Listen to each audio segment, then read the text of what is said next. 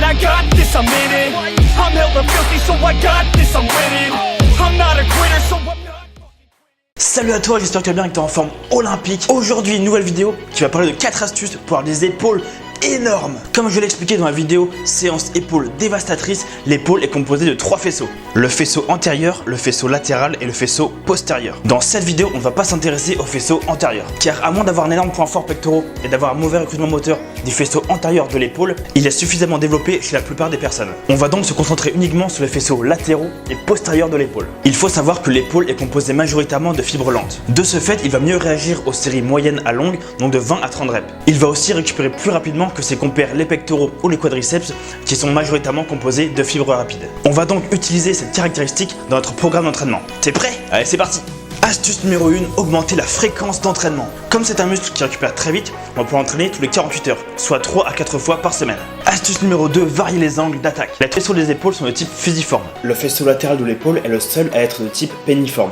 C'est-à-dire qu'ils sont en forme de fuseau, de plume. La plupart du temps, quand on exécute des élévations, on stimule toutes les fibres de chaque faisceau, mais certaines reçoivent plus de tension que d'autres. Quand on fait des élévations latérales, on va donc hypertrophier un peu toujours les mêmes fibres. De même pour les élévations postérieures. On va donc essayer de varier l'inclinaison du buste lors du mouvement pour cibler davantage la jonction faisceau latéral, faisceau postérieur, avec des élévations latérales penchées en avant. Et surtout, ne néglige pas le Hellfly. Ce mouvement va solliciter la coiffe de rotateur, indispensable à la santé des épaules, mais aussi des fibres du faisceau postérieur qui sont très difficiles à recruter avec des élévations. Je te conseille de faire cet exercice plutôt en fin de séance. Astuce numéro 3, cycler la charge de ces élévations. Par exemple, si j'entraîne un des faisceaux toujours de la même manière, 3 fois dans la semaine, avec le même angle, avec des séries moyennes et donc des charges moyennes, etc.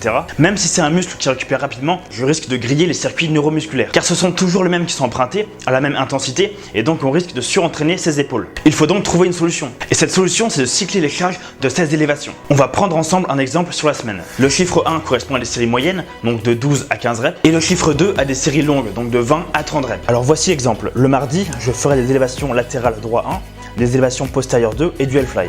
Alors pour le Hellfly, je tiens à préciser qu'il n'y a pas de charge modérée, uniquement des séries longues. Le jeudi, je ferai des élévations postérieures 1 et des élévations latérales penchées 2. Et enfin, le samedi, des élévations latérales penchées 1, des élévations latérales droit 2 et du Hellfly. Bien sûr, les élévations sont à rajouter au mouvement polyarticulaire. Par exemple, le mardi, du développé militaire et le samedi, du tirage menton. Quant au jeudi, tu peux faire tes élévations postérieures 1 et latérales penchées 2 à la fin de ta séance pectoraux par exemple. De cette manière, j'aurais travaillé 3 fois mes épaules, c'est vrai, mais seulement 2 fois le faisceau latéral, le faisceau postérieur, la jonction entre les deux faisceaux et aussi les fibres arrière du faisceau postérieur. Avec cette stratégie, je peux donc entraîner mes épaules très fréquemment sans sombrer dans le surentraînement. Pas beau ça?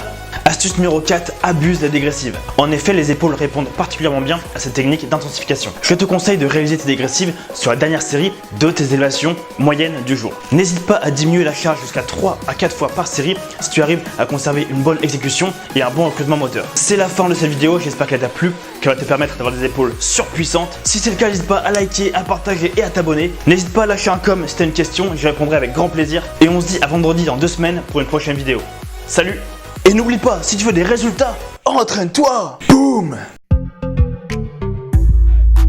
Petit training!